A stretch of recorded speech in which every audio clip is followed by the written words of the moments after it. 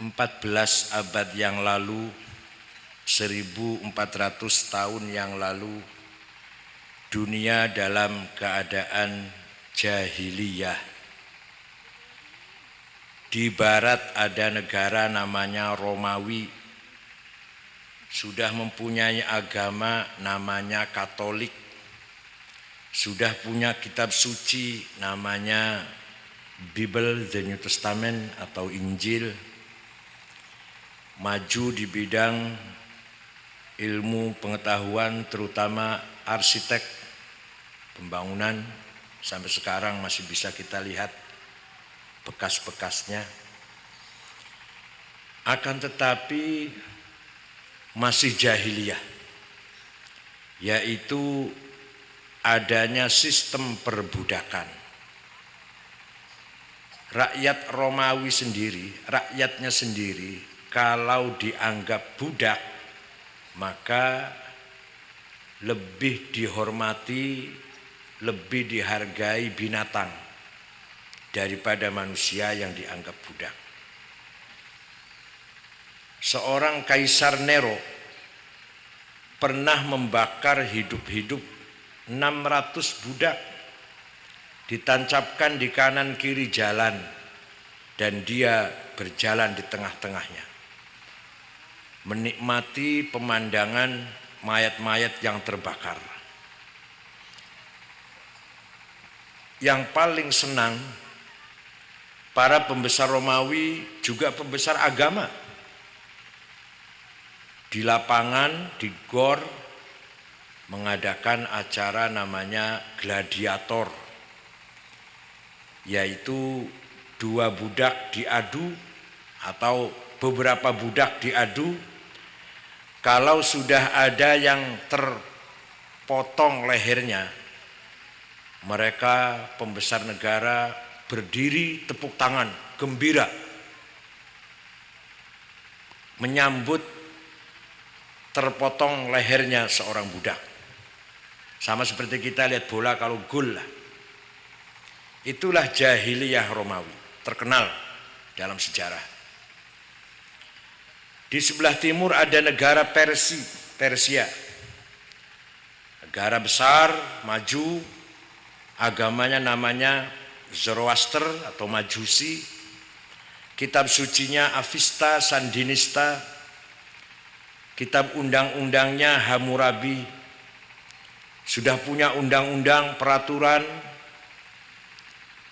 Akan tetapi undang-undang itu hanya berlaku untuk orang kecil. Kalau orang kecil yang salah melanggar hukum, dihukum.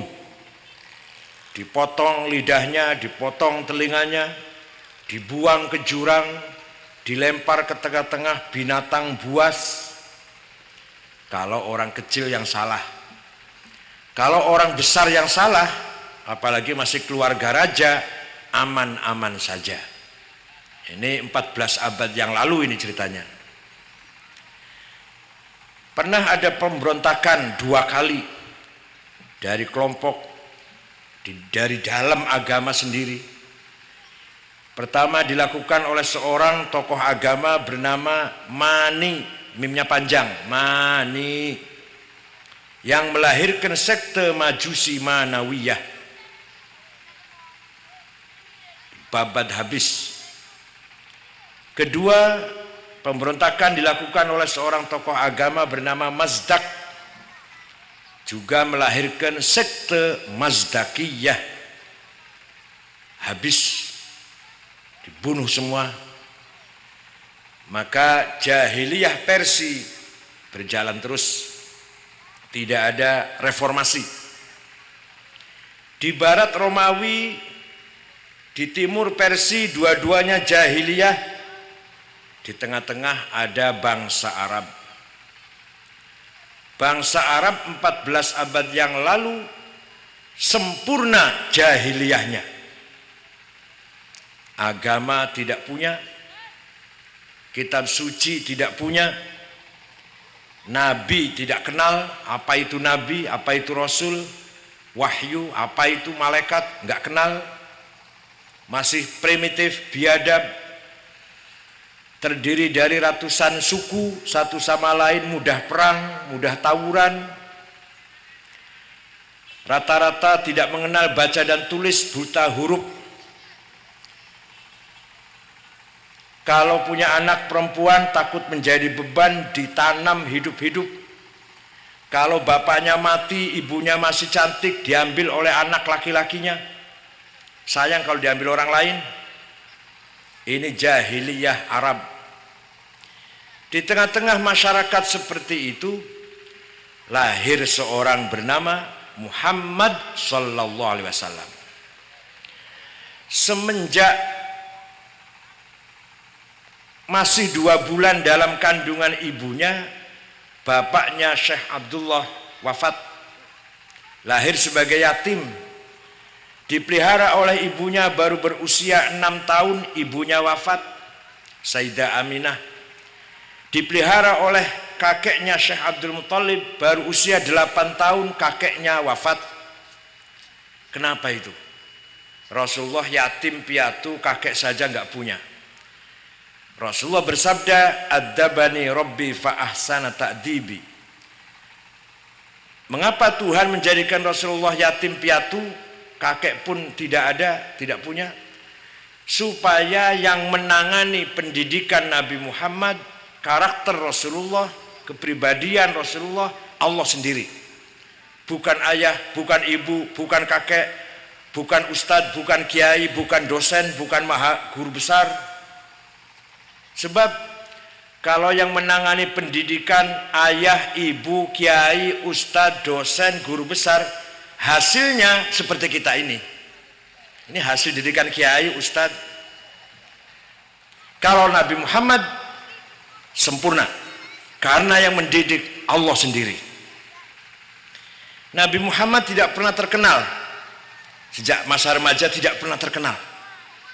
Di samping karena beliau buta huruf, juga beliau tidak pernah terkenal karena masyarakat jahiliyah ketika itu hanya menghormati 3 macam orang, menghargai 3 macam orang.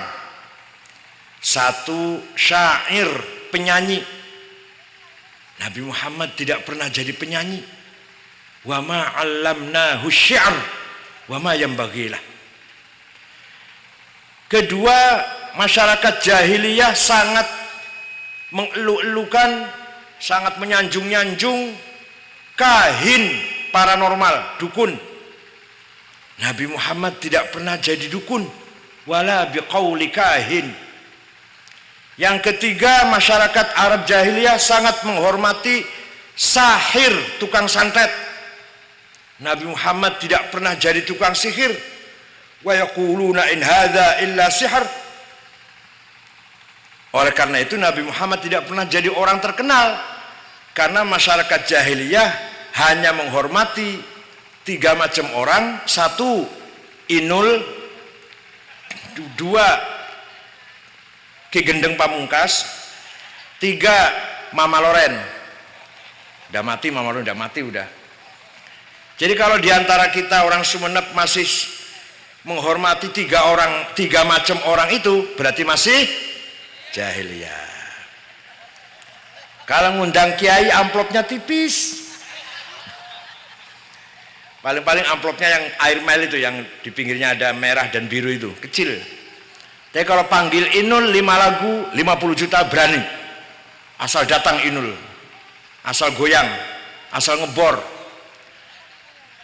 Kalau minta doa pada kiai paling jarum 76. Tapi kalau datang ke dukun, doanya nggak jelas, berapa saja asal jadi, asal menang. Padahal kadang doanya nggak jelas, bahasa apa entah itu. Gajah warak macan galak anak-anak lambe kutu kau jadi gemeter. Kalau datang ke taubib, harganya sudah jelas, tarifnya jelas. Tapi kalau datang ke tukang santet, berapa saja, asal lawan saya mencret. Ini berarti masih jahiliyah. Mudah-mudahan tidak ada yang di Sumeneb. Ya kalau ada 1, 2, 10, 20 lah. Tiba-tiba Rasulullah Nabi Muhammad yang tidak pernah belajar, tidak pernah ngaji, nggak pernah berpendidikan, bukan syair, bukan kahin, bukan sahir, tiba-tiba menyampaikan sebuah kalam yang luar biasa. وَلِيَعْلَمَ الَّذِينَ أُوتُوا الْعِلْمَ أَنَّهُ الْحَقُّ مِنْ رَبِّكَ فَيُؤْمِنُوا بِهِ فَتُخْبِتَ لَهُ قُلُوبُهُمْ وَإِنَّ اللَّهَ لَهَادِ الَّذِينَ آمَنُوا إِلَى صِرَاطٍ مُسْتَقِيمٍ. Ayat berapa, surat apa, golek odewe, cari sendiri Bu. Kayak enakan banget kalau saya jelaskan terus ayat sekian, surat ini sudah diterangkan, dijelaskan ayatnya, cari sendiri. Di Quran pasti ada itu. وَلِيَعْلَمَ الَّذِينَ أُوتُوا الْعِلْمَ أَنَّهُ الْحَقُّ. Apa artinya itu? Hanya orang yang berilmu yang bisa benar. Alladzina utul ilm, hanya orang yang berilmu, yang sekolah, yang berpendidikan, yang ngaji, yang belajar, sarjana, teknokrat, ilmuwan yang bisa benar. Atau secara luas maknanya hanya kebenaran ilmiah, analisis ilmiah yang objektif, yang rasional, itu kebenaran yang harus kita terima. Coba yang ngomong buta huruf, lahir di tengah-tengah masyarakat yang buta huruf, tiba-tiba menyampaikan ungkapan yang isinya sangat-sangat menjunjung tinggi ilmu pengetahuan. Oleh karena itu, jelas ayat ini bukan bikinan Nabi Muhammad, in huwa illa wahyu yuha, dan ayat ini mengandung arti orang Islam terutama warga Nahdlatul Ulama harus pinter, harus berilmu kalau ingin benar. Kalau ingin benar harus maju pendidikan ini. Apalagi tadi di Sumeneb kata Pak Bupati 200 lebih pesantren, 270. Itu berarti kiai semua di Sumeneb itu. Harus pinter semua. Madrasah ratusan, Raudhatul Atfal ratusan. Dengan ayat ini dulu Islam pernah maju. Ulama-ulama, pemikir-pemikir, dokter, filosof, teknokrat lahir dari umat Islam. Dengan dorongan ayat ini. Seorang yang bernama Jabir bin Hayyan al-Azdi, lahir tahun 100, wafat tahun 161 Hijriah. Beliau menemukan instrumen matematik. Setelah jadi, dia bingung, dikasih nama apa ilmu saya ini? Ya kasih nama aja nama kamu, Al-Jabar, karena namanya penemunya Jabir. Yang pertama kali membahas penyakit cacar, Al-Khisbah, Abu Bakar Ar-Razi dalam bukunya Al-Hawi. Orang barat menyebutnya reses Razi. Yang pertama kali punya ide bikin kacamata optik, Al-Hasan bin Haytham. Yang pertama kali bikin peta bumi, gambar bumi, map bumi, Abu Abdillah Muhammad Al-Idrisi. Yang pertama kali mencoba menggambar planet angkasa luar ini, Abdurrahman ibnu Hawqal. Yang pertama kali bikin alat navigasi, mencari arah mana barat, mana timur, kalau di tengah laut atau di tengah padang pasir, namanya Ahmad bin Majid, seorang pelancong Portugis Vasco da Gama, mengitari benua Afrika, kemudian nyampe ke India, Kalikut. Bisa sampai ke India dari Portugis menggunakan alat bikinan orang Islam yang membikin adalah Ahmad bin Majid. Yang pertama kali bikin alat musik organ, dulu namanya Al-Qanun, Abu Nasr Al-Farabi. Itulah andil kontribusi agama Islam, umat Islam terhadap kemajuan ilmu pengetahuan. Apalagi kalau kita lihat ahli agama, Yang pertama kali bikin komus Khalil bin Ahmad Al-Farahidi. Yang pertama kali ilmu Nahwu Abul Aswad Ad-Du'ali disempurnakan oleh Imam Sibaweh. Yang pertama kali bikin ilmu mustalah hadis Syihabuddin Ar-Roma Hurmuzi. Mufassir besar pertama Ibnu Jarir Abu Ja'far At-Tabari. Muhaddis besar pertama Muhammad bin Ismail Al-Bukhari. Wah, banyak banget kalau saya sebutin ulama-ulama ini, nggak cukup waktunya. Suatu ketika ada gubernur namanya Abdurrahman Al-Mahdi, gubernur Asia Tengah, kirim surat pada Muhammad bin Idris bin Syafi', yaitu Imam Syafi'i. Imam Syafi'i itu lahir tahun 150, wafat tahun 205 Hijriah. Jadi usianya cuma 55 tahun. Tua saya 57 sudah. Imam Syafi'i itu aja 55 tahun. Imam Nawawi 45 tahun, Imam Ghazali 55 tahun, Imam Suhrawardi 38 tahun, Kiai Wahid Hashim bapaknya Gus Dur 39 tahun. Tapi jasanya luar biasa. Ada orang Sumeneb usianya panjang tapi ciut sempit. Ada yang usianya pendek tapi lebar. Pilih mana itu? Nah, suratnya gubernur kepada Imam Syafi'i begini. Imam Syekh, saya kalau baca Quran tidak paham. Quran itu sangat umum. Gimana cara memahami Islam? Baca hadis juga tidak mendapat pemahaman secara utuh, karena hadis juga masih umum. Imam Syafi'i panggil muridnya namanya Rabi' bin Sulaiman Al-Muradi. Rabi' sini, ambil pulpen, ambil kertas, ada surat dari gubernur, ayo kita balas. Uktub ar-risalah, tulislah surat untuk gubernur. Saya yang ngomong, yang dikte, kamu tulis. Imam Syafi'i imla, dikte, muridnya Rabi' bin Sulaiman nulis surat untuk gubernur. Nah, suratnya Imam Syafi'i akhirnya berjumlah 300 halaman. Itulah kitab Ar-Risalah. Awal mula kitab menerangkan usulul fiqh. Awal mula ada ilmu usulul fiqh adalah risalah suratnya Imam Syafi'i.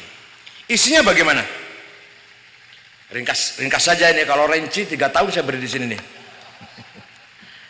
Isinya, pertama kali kalau kamu ingin paham Islam, cari bayan ilahi, penjelasan dari Allah Quran. Tapi kamu harus ngerti ayat Quran tidak sama, tidak satu level. Ada yang muhkamah, ada mutasyabihah, ada tadullu ala haqiqah, dilalah haqiqiyah, ada dilalah majaz, ada am, ada khas, ada mutlak, ada muqayyad, ada nasikh, ada mansukh. Kalau sudah kamu paham itu, cari di Quran, tidak kamu temukan, maka kamu cari bayan nabawi, hadis. Tapi hadis juga tidak satu level. Ada hadis mutawatir, ada masyhur, ada aziz, ada ahad. Itu pun masih ada 4 grade, 4 tingkatan. Yang paling kuat hadis bunyinya amarona Rasulullah, nahana Rasulullah, itu paling kuat. Yang kedua, kunna ma'a Rasulillah naf'alu kadza, kami bersama-sama Rasulullah melakukan ini, itu nomor 2.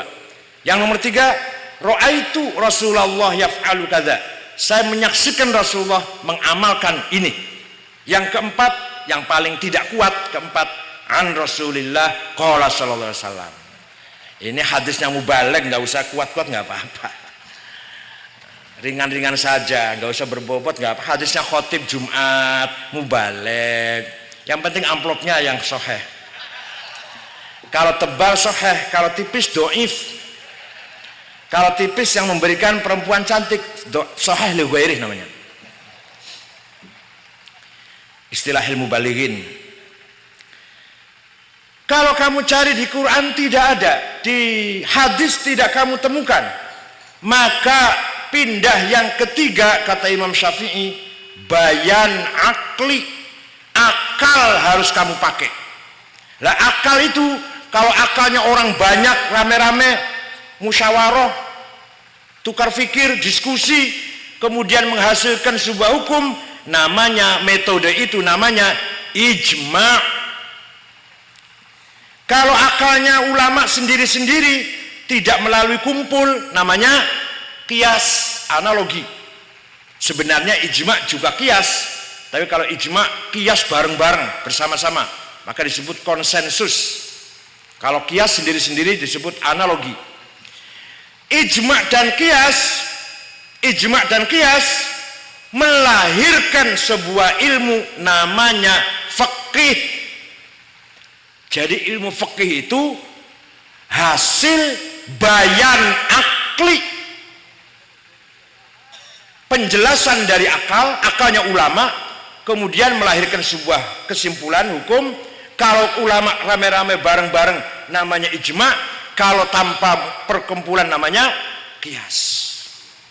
Jadi ilmu fikih itu ilmu fikih itu ustazah hasil produknya ulama, bukan Quran, bukan hadis, tapi hasil ijtihadnya ulama, namanya fikih. Fikih itu apa? Fikih itu juklak. Praktek ibadah tanpa fikih nggak akan bisa kita. Di Quran itu Pak Bu, aqimus sholah, sholat wajib. Berapa kali sholat yang wajib? Nggak ada dalam Al-Quran. Apa saja namanya sholat yang wajib? Nggak ada dalam Al-Quran. Waktunya kapan, berapa rakaat? Tidak ada dalam Al-Quran. Di hadis ada sholat yang wajib 5 kali sehari semalam, namanya fajar, zuhur, asar, maghrib, isya, 2, 4, 4, 3, 4. Ada di hadis, waktunya dijelaskan.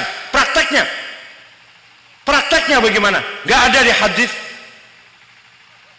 Di fikih ada arkanus sholati arba'ata asyar, rukun sholat yang harus dipenuhi ketika kita sholat ada 14. Al-awwalu takbiratul ihram, al-thani an-niyah, al-thalithu al-qiyamu indaman liman istata'a, ar-rabi'u qiraatul fatihati fihi, al-khamisu ar-ruku', as-sadisu at-tuma'ninatu fihi. Namanya apa ini? Namanya fikih.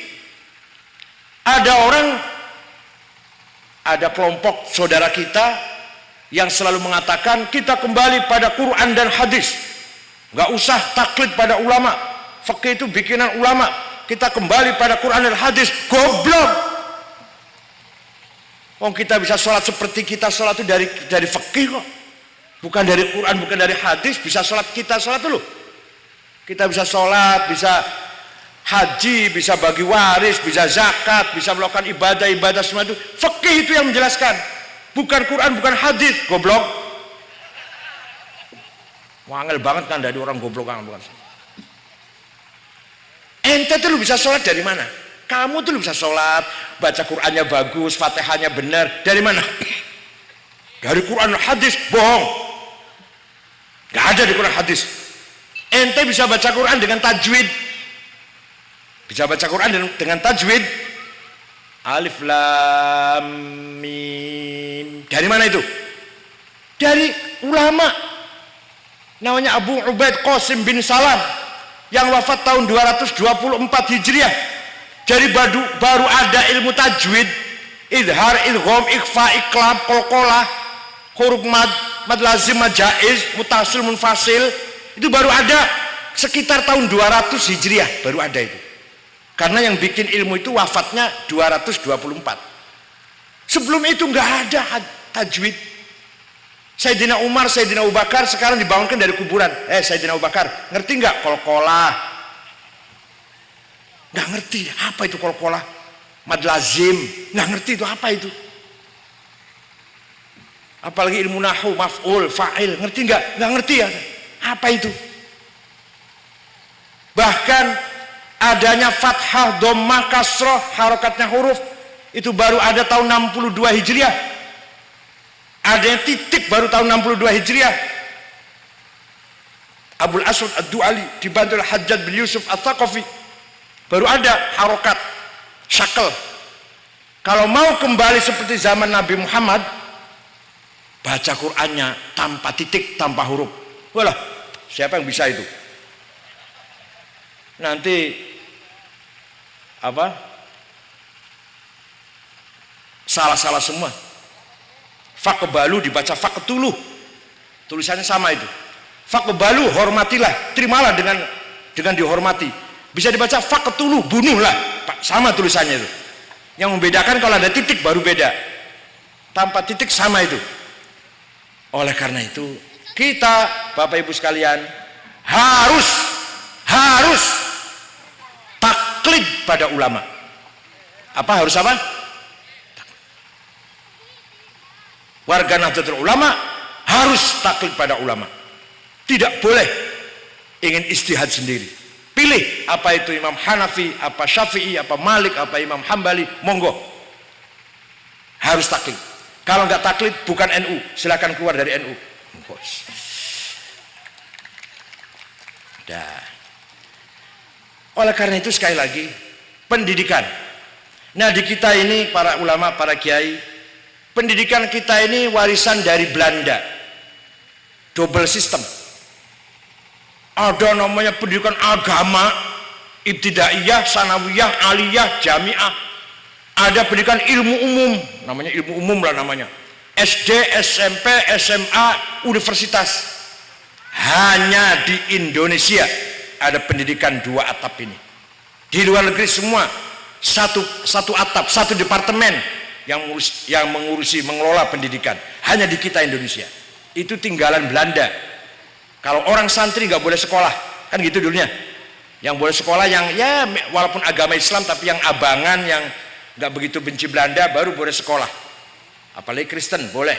Kalau yang Islam tenanan, Islam betul kayak kita ini nggak boleh sekolah. Maka terjadi double system ini. Sehingga apa akibatnya? Kita ini kadang satu agama podo Islame, sama-sama Islam, satu bangsa, satu warga Sumeneb, sama-sama NU-nya misalkan, tapi yang satu insinyur, yang satu sarjana agama, nggak kenal sama sekali, tidak familiar dalam arti orientasinya. Yang insinyur nggak mengenal cara berpikirnya sarjana agama, yang sarjana agama nggak mengenal cara berpikirnya seorang insinyur apa dokter apa sarjana, kecuali yang ngaji ya. Ini rata-rata begitulah rata-rata. Ini satu bangsa, kadang sama-sama Islam, sama-sama NU, beda pendidikan, sudah tidak saling mengenal cara berpikirnya, sudah beda jauh cara menghadapi persoalan, cara berorientasi, cara mengatasi problem, sudah beda itu.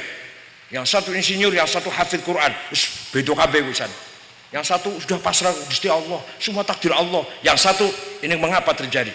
Harus kita analisis. Mengapa terjadi? Bagaimana cara ngatasnya? Yang hafal Quran, kullu min indillah, semua dari Allah. Nanti kalau bapaknya mati, yang hafal Quran langsung baca Yasin. Yang insinyur moto, ambil kamera. Bapaknya lagi sekarat, foto. Bapaknya dimandiin, foto. Bapaknya dikafani, foto. Bapaknya masuk ke liang kubur, foto. Yang hafal Quran baca Yasin terus. Ini sampai kapan ada double system ini? Ketika saya menghadap presiden, audiensi dengan presiden, beliau mengatakan, setelah saya menyampaikan itu, beliau mengatakan NU yang bisa mencari jalan keluar dalam waktu cepat. Apa? Pesantren. Di pesantren paginya SMK, sorenya ngaji, malamnya dipimpin ibadah. Luar biasa Pak. Sebab tidak mungkin bikin pesantren di SMA. Yang paling mungkin di pesantren bikin SMA. Oleh karena itu NU pesantren sangat besar tanggung jawabnya untuk menyempurnakan minimal insinyur bisa baca Yasin gitu loh. Yang hafal Quran ngertilah tentang apa itu teknologi, apa itu komputer, internet, ngerti itu kira-kira. Jadi nggak bego banget. Hafal Quran tapi dengan ilmu yang lain bego. Bego itu apa? Pelanga-pelongo itu nggak ngerti apa-apa. Hafal Quran tapi pelongo bego. Domblong, bengong. Yang insinyurnya baca kulhu aja nggak bisa. Nah, ini. Ya kalau semuanya barangkali beda, tapi secara umum kan begitu Pak. Secara umum ini barangkali kalau semuanya beda. Hadirin yang saya hormati, itu pendidikan. Oleh karena itu bangsa ini bisa dihormati, NU ini bisa dihormati kalau mayoritas warganya semuanya cerdas, berilmu, sesuai dengan bidangnya masing-masing, kemudian nanti akan disinergikan, insya Allah NU akan maju insya Allah. Jangan khawatir, jangan ragu-ragu, kita buka pesantren, bukan hanya khusus ngaji saja, mari kita buka pesantren, ditambah dengan ilmu-ilmu yang lain, monggo. Nanti dalam pesantren bisa saja kita bagi, sana yang hafal Quran di sana tuh, yang tafsir Quran pojok sana, yang sepi itu. Kalau yang sekolah umum sebelah sini nih, sebelah sini, biar jangan ganggu yang hafal Quran. Tapi itu merupakan jalan yang pendek untuk mengatasi problem itu. Di samping itu juga masalah ekonomi. Kalau kita lihat li'ilafi Quraisyin ilafihim rihlatas syita'i was-shaif falyabudu rabb hadzal bait. Surat ini menceritakan rihlatas syita'i was-shaif, dagang.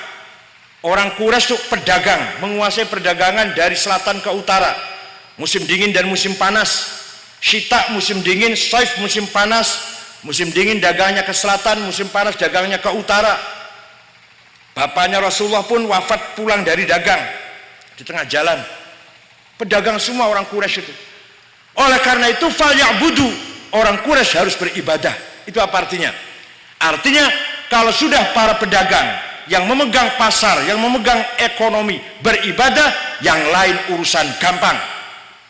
Kalau yang pegang ekonomi tidak beribadah, tidak taat, bukan orang baik, tidak dipegang oleh orang yang baik-baik, hancurlah negara ini.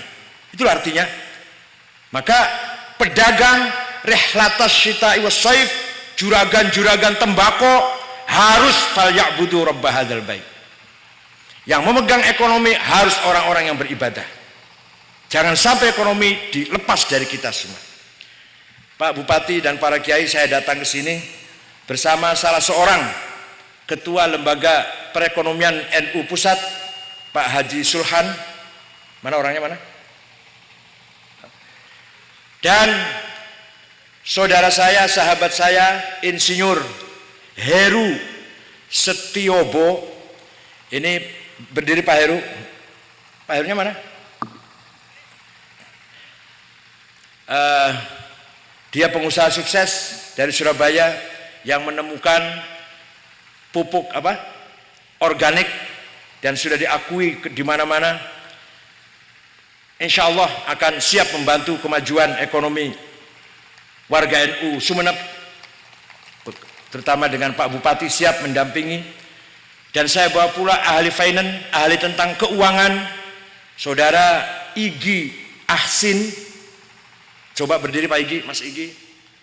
Nah ini Pak Igi, ini dia pengusaha atau yang berusaha mewujudkan dana, modal, kapital untuk diputar. Bagaimana cara memutar uang, bagaimana cara mendatangkan modal, kemudian dikembangkan, diputar di Sumeneb misalkan. Nah ini saudara Igi Ahsin.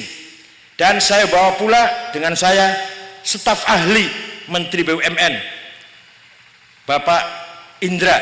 Waduh maaf gelarnya apa Pak? Dokter ya, Dokter Indra. Ini Pak Indra ini dari Jawa Barat, staf ahli Menteri BUMN Pak Mustafa Abu Bakar. Semuanya saya bawa ke Sumeneb supaya tahu, kenal, familiar dengan Pak Bupati dan para ulama. Insya Allah siap untuk ikut memajukan warga Nahdliyin, terutama masyarakat Sumeneb di bidang ekonomi. Ini sangat perlu sekali. Kalau dalam sejarah dikatakan mengapa Rasulullah itu dari suku Quraisy, karena suku Quraisy suku yang menguasai ekonomi perdagangan.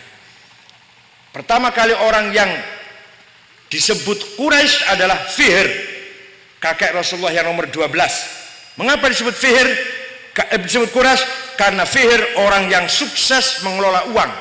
Lah uang itu bahasa Arabnya kurs, kemudian diambil menjadi bahasa Inggris, berasal dari bahasa Arab kurs, uang.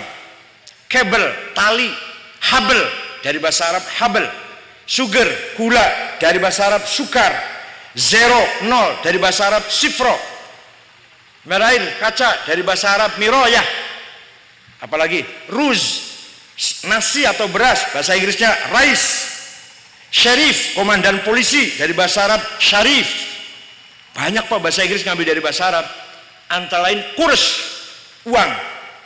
Bahasa Inggris kurs, bahasa Arab kurs pakai kof. Lah Syekh Fihir ini karena orang yang sukses dagang, maka berarti orang yang sukses memanage keuangan, memutar uang, maka dipanggil Quraisy, kakek Rasulullah yang nomor 12. Jadi Muhammad bin Abdullah bin Abdul Muttalib bin Hashim bin Abdul Manaf bin Qusay bin Kilab bin Murrah bin Ka'ab bin Lu'ay bin Ghalib bin Fihr. Ini yang disebut Quraisy Fihr.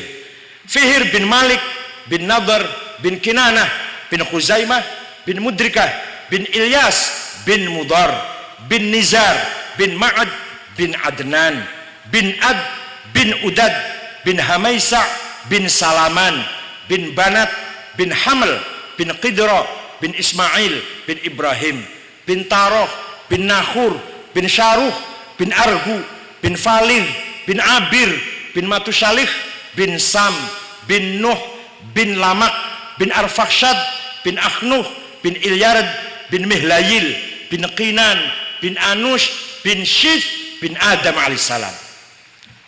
Jadi Nabi Muhammad itu nasabnya masih jelas ya, nasabnya jelas.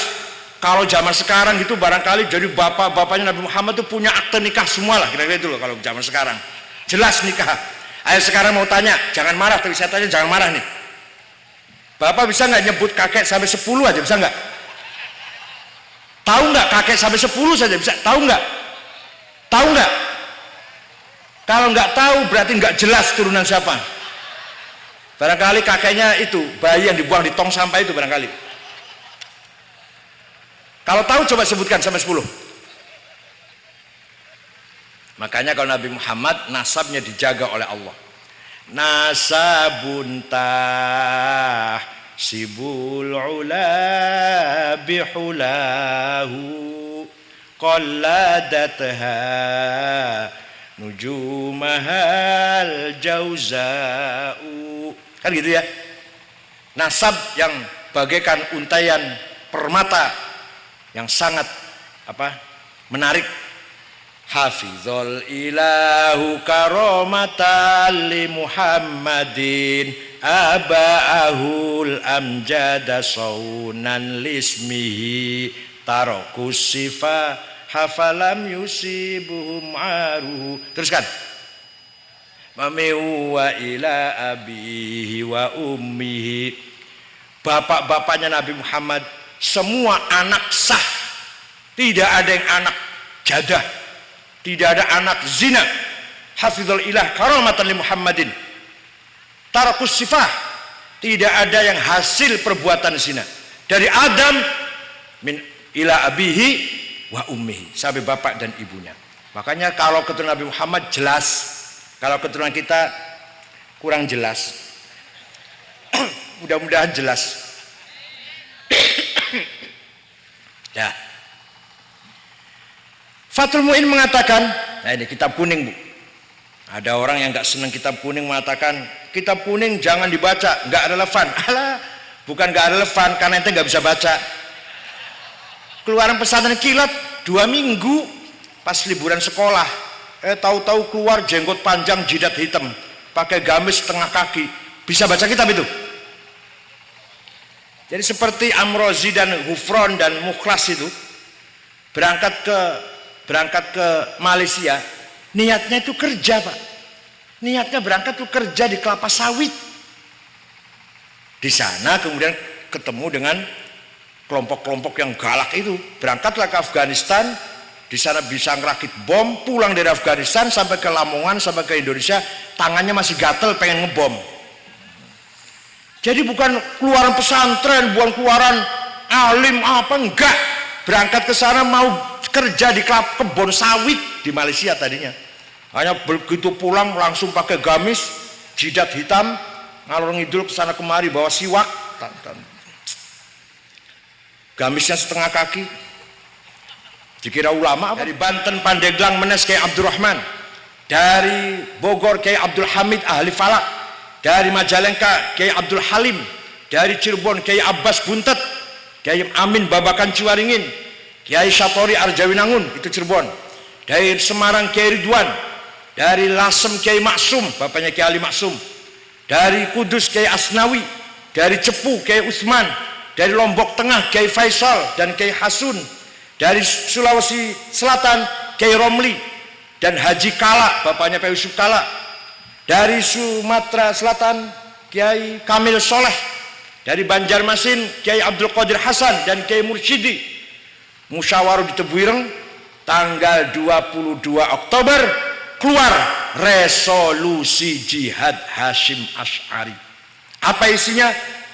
Ringkasnya, membela tanah air, bukan bela agama loh, bukan bela agama, membela air dan tanah, jihad fisabilillah, sama dengan membela agama.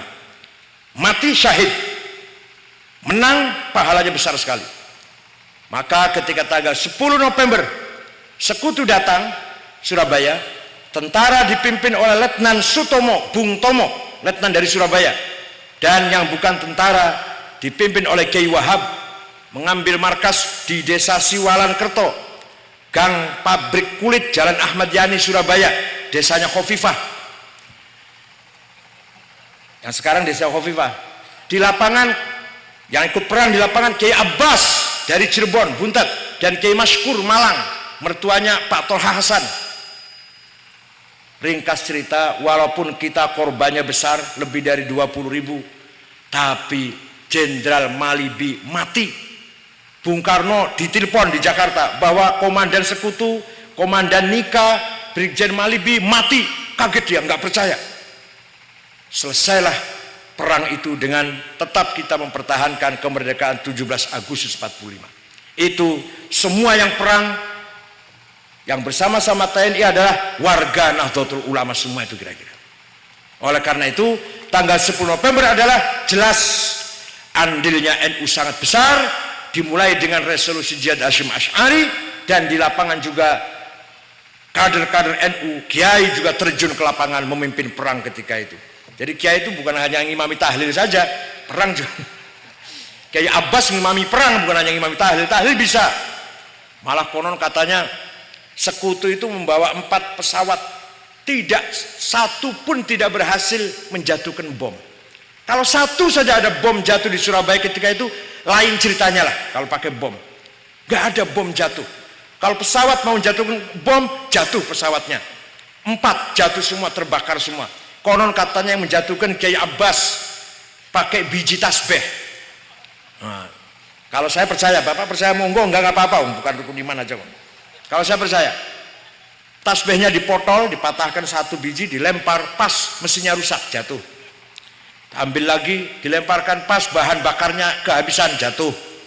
Saat datang lagi, dilempar lagi, pas pilotnya mabok minum arak kebanyakan barangkali, jatuh.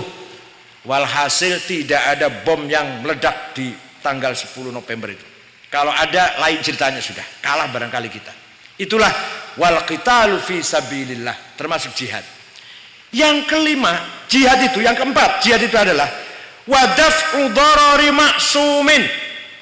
Wadaf'u darari ma'sumin, memberi perlindungan kepada seluruh warga masyarakat yang baik-baik, man asamallahu dima'ahum wa amwalahum wa ardahum, orang baik-baik bukan penjahat, harus kita lindungi. Musliman kana au ghairu muslim. Luar biasa Fathul Mu'in, Pak. Luar biasa Fathul Mu'in ini. Warga Sumeneb, muslim atau non muslim, asal orang itu baik-baik, harus hidup dengan tenang, merasa aman, nyaman, kesana kemari aman, tidur nyenyak, tidak dizolimi.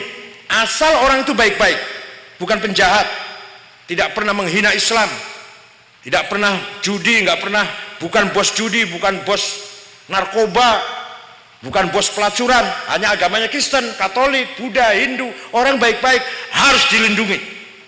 Melindungi mereka jihad fisabilillah, sama dengan melindungi umat Islam.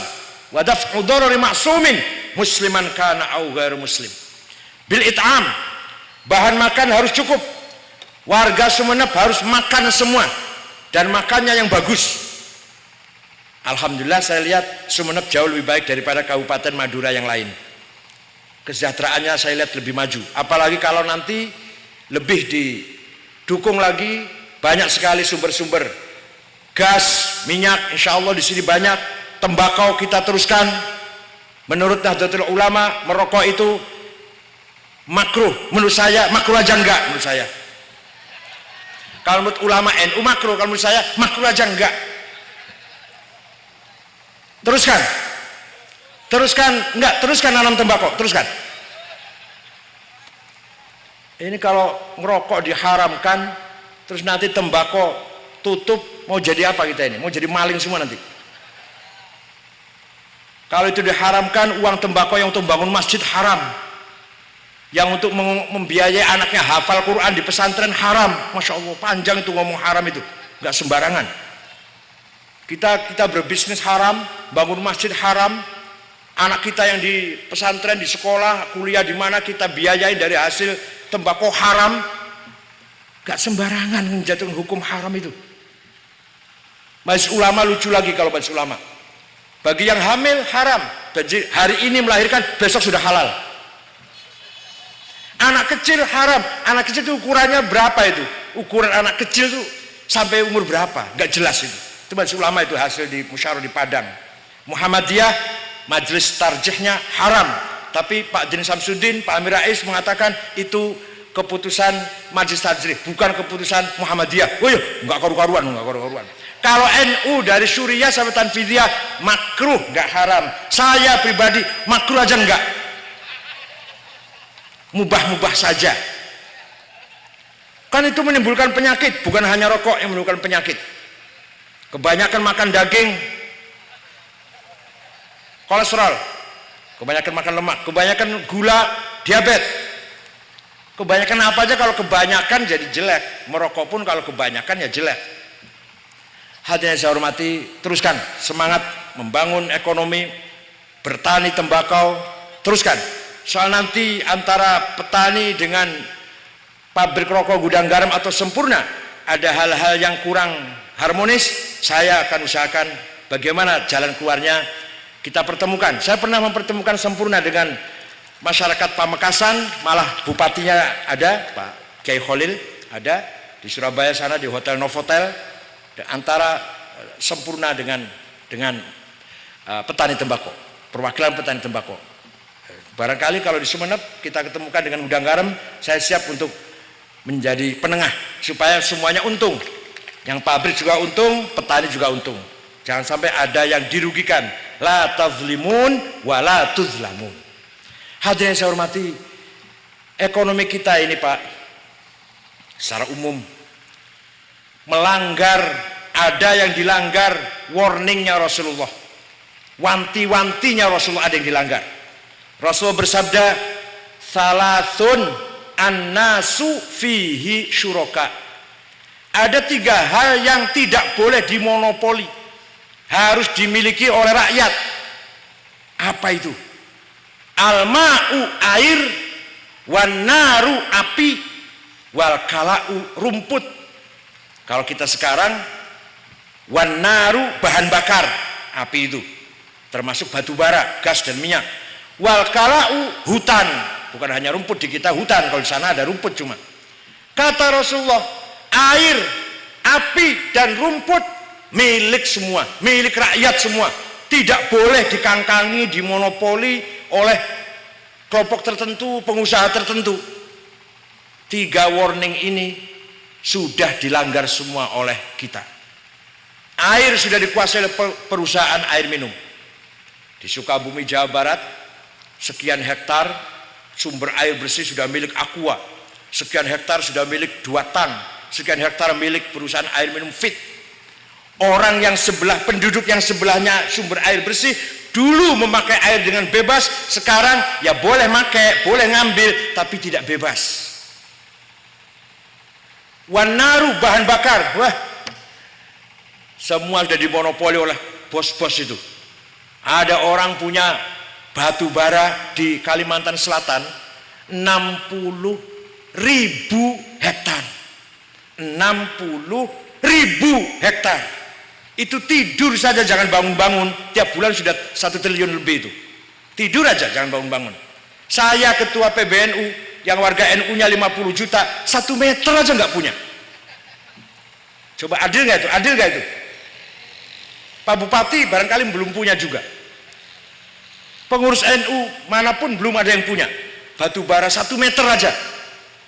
Ada orang yang punya di Kalsel saja 60.000 hektar, belum di Kaltim ribuan hektar. Di Kutai Timur, di Kalselnya di Kabupaten Sungai Danau, Kabupaten apa tuh? Tanah Bumbu. Walhasil hal seperti ini harus kita bicarakan, dan saya sudah sering ngomong. Pasal 33 Undang-Undang 45, Undang-Undang Dasar kita pasal 33 juga mengatakan bumi, air, dan sumber kekayaan alam milik rakyat. Artinya yang mengelola harus negara untuk kepentingan rakyat. Tidak boleh dikelola oleh perusahaan swasta. Hadirin yang saya hormati, banyak sekali hal-hal yang sangat ganjil. Orang yang miskin kebanyakan hidupnya di pinggir sumber rezeki. Jadi orang miskin itu di mana adanya? Pinggir hutan, pinggir perkebunan, pinggir laut, pesisir. Duh. Padahal di situ sumbernya kekayaan. Tapi yang kaya, yang jauh dari hutan, jauh dari laut, di Jakarta yang kaya, di Surabaya yang kaya itu. Kenapa nggak di yang pinggir sungai, pinggir laut, pinggir kebun, pinggir hutan malah miskin-miskin? Kan gitu Pak ya? Masih banyak warga kita yang tiap hari sumber makannya dari mencari kayu bakar, kemudian digendong, dijual di pasar. Ada lagi yang mecahi batu di sungai. 1 keranjang itu 600 rupiah. Nanti diangkat ke atas dari sungai bawah, diangkat ke atas. 1 keranjang 600 rupiah. Jadi kalau mau ingin dapat uang 6.000 10 kali. Saya 2 kali aja udah batuk-batuk barangkali. Ini harus kita pikirkan. Menurut grafik, menurut perhitungan pemerintah, ekonomi bertambah 6%. Ekonomi bertambah, tapi kemiskinan juga bertambah juga. Tidak benar, salah kalau pendapat mengatakan bahwa kemiskinan berkurang, sekarang tinggal 13%. Enggak, masih lebih dari itu, masih banyak. Saya tahu sendiri karena kita yang selalu turun ke bawah. Oleh karena itu, khususnya masyarakat Sumeneb, pada malam hari ini kesempatan tasyakur dengan terpilihnya Hadratus Syekh Kiai Busro Karim menjadi bupati. Di atas pundak beliaulah amanat kesejahteraan masyarakat Sumeneb, keamanan, kenyamanan, ketenangan masyarakat Sumeneb, kualitas pendidikan, kualitas produksi, agar masyarakat Sumeneb menjadi masyarakat yang dihormati oleh masyarakat lain, berprestasi insya Allah. Ini mumpung bupatinya kiai dan dari Nahdlatul Ulama, dari PKB misalkan. Hadirin saya hormati, dah. Wal iksa, pakaian juga harus bagus. Fathul Muin mengatakan termasuk jihad ialah di samping kita cukup makan, makannya yang bergizi, juga pakaian kita yang bagus. Khudzu zinatakum inda kulli masjid. Kalau kita berangkat ke masjid, pakaiannya yang bagus, sesuai dengan kemampuan kita. Bila perlu sarung 7, BHS semua, baju 7, sorban 7, kopiah putih 7, kopiah hitam 7, sandal 7, celana dalam 7, kaos dalam 7, karena supaya tiap hari ganti. Ada orang yang sorbannya itu dari datang haji tahun 84 nggak pernah dicuci, itu saja sampai di bawah. Ada orang punya BHS cuma 1, dipakainya kalau hari raya, lepas dipakai dilipat lagi, taruh di lemari lagi. Masya Allah, BHS harus punya 7, tiap hari ganti. Itu loh, baru Islam itu. Imam Abil Hasan Asy-Syadzili, waliullah, bahkan qutbun minal aqtab, salah satu wali kutub, Abil Hasan Asy-Syadzili. Gurunya namanya Syekh Abdus Salam Ibn Mashish. Gurunya Abdus Salam namanya Abdul Ghauth, Abu Madyan Al-Ghauth di Maroko sana. Imam Syadzili punya murid Abul Abbas Al-Mursi. Abul Abbas Al-Mursi punya murid Ibnu Athaillah Al-Iskandarani, Sahibul Hikam. Nah, Imam Syadzili itu waliullah tapi mewah, Pak. Rumahnya villa bagus, kendaraannya kereta bagus, kuda besar, larinya cepat. Ya kalau sekarang ya Mercy, BMW, bukan Avanza, bukan. Carry lah. Imam Syadzili itu Mercy kalau sekarang, Alphard lah kalau sekarang. Nah, pakaiannya tiap hari ganti, baunya minyak wangi yang harum, bukan minyak wangi misik yang 5.010 gram. Belinya di Ngampel sana. Muridnya tanya, Abul Abbas Al-Mursi tanya, Pak, Syekh ini waliullah, bahkan minal aqtabil arba'ah, Asy-Syadzili, Ar-Rifai, Al-Badawi, dan Abdul Qadir Al-Jilani, aqtabil arba'ah. Tapi pakaiannya mewah. Wali kok pakaiannya mewah? Ya terus gimana? Kalau yang lain pakaiannya kiai-kiai, ya kopiahnya hitam enggak, coklat enggak, hitam campur coklat. Sarungnya cap gajah duduk. Minyaknya misik 5.010 gram. Tidak pernah beli tas. Maka kiai itu kalau bawa tas pasti ada tulisannya Musyawarah Majelis Ulama, Musyawarah Madrasah Aliyah tanggal 2 sampai tanggal 3. Nggak pernah beli tas di toko merek Belly, Aigner, Pirkardin. Pasti mereknya Musyawarah NU. Kata Abul Hasan Asy-Syadzili rahimahullah radhiyallahu an, jawabnya begini, Ibnu Abul Mursi, Abul Abbas Al-Mursi ibni, libasi yakul, pakaianku bisa ngomong. Ngomongnya gimana? Ana ghani fala tarhamuni. Pakaian yang saya pakai itu bisa ngomong. Ngomongnya begini, wahai masyarakat, saya kiai kaya, nggak usah kamu kasihani. Itu loh. Tapi kalau kiai yang pakaian nyemprul, pakaiannya ngomongnya gini, ayuhan nas, ana fakir, farhamuni. Wahai masyarakat, saya kiai melarat, kasihanilah saya. Ya amplop-amplop tak apa tak. Tapi kalau kiai pakainya bagus itu artinya saya kaya, nggak usah kamu amplopin. Amplop nggak usah, isinya boleh. Atau transfer sajalah. Itu waliullah, Pak, waliullah.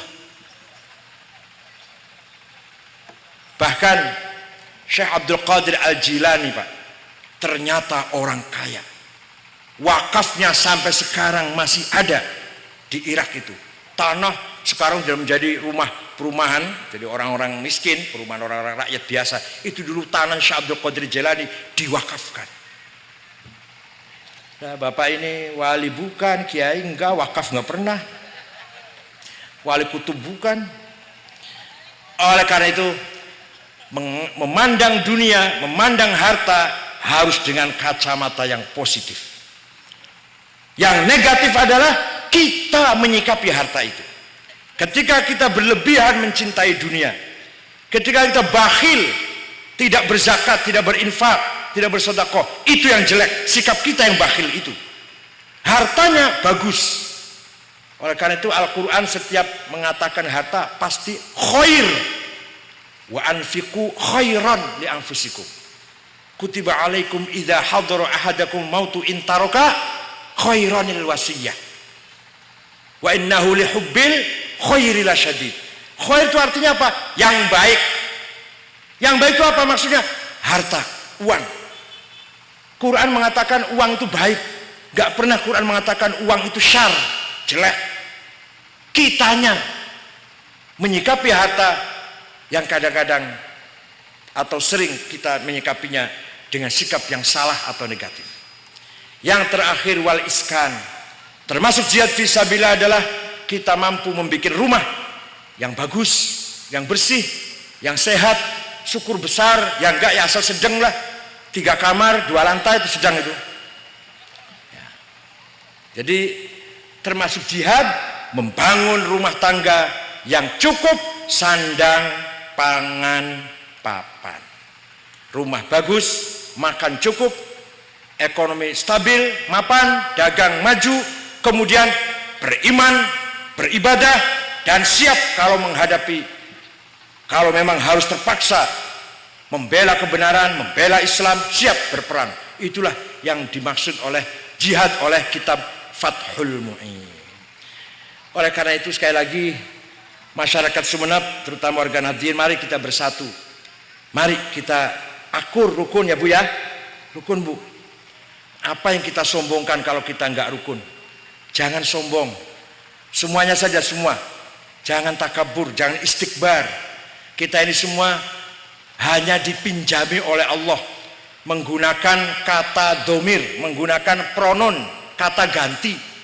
Ana, anta, huwa. Aku, engkau, dia. Itu hanya pinjaman. Misalkan aku Ahmad, kamu Ahmad, dia Ahmad. Kalau Ahmadnya mati, kemana perginya aku, engkau, dia yang pernah mengganti Ahmad?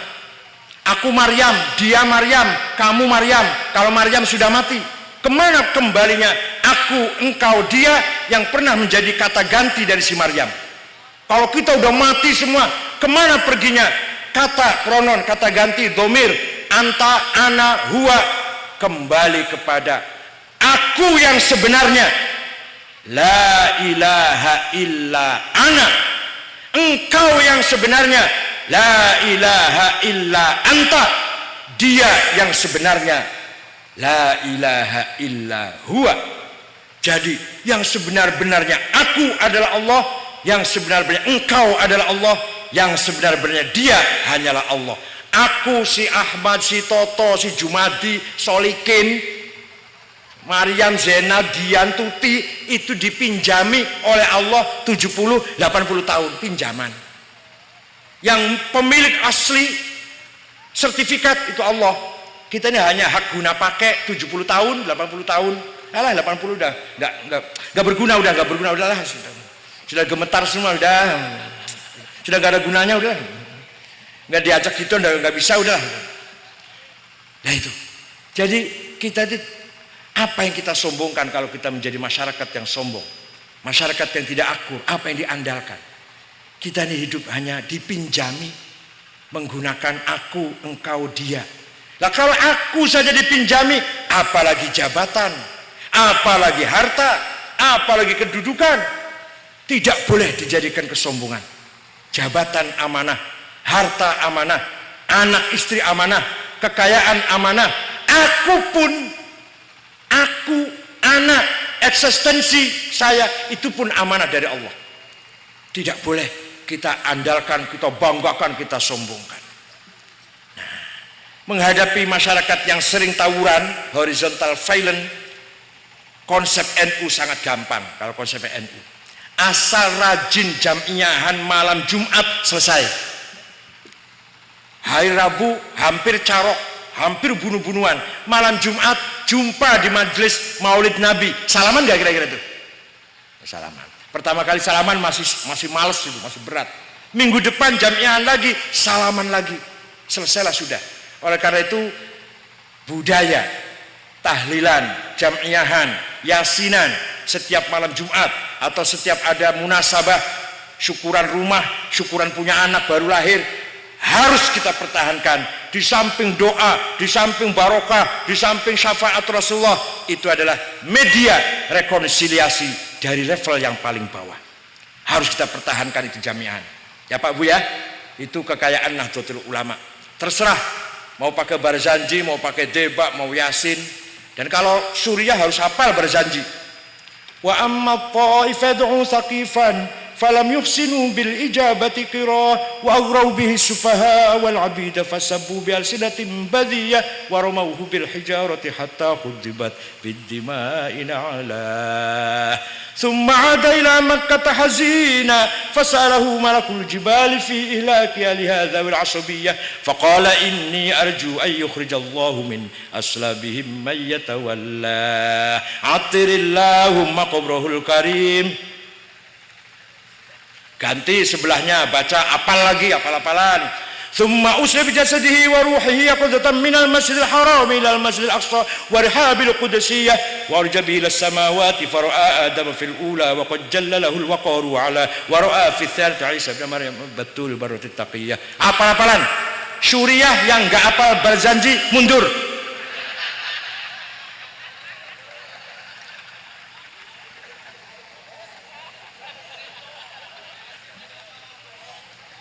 Ada seorang namanya Muhammad bin Syaraf Abu Sa'id Al-Busiri, orang Iskandaria Mesir. Sakit stroke sudah 1 bulan, gak bisa bangun.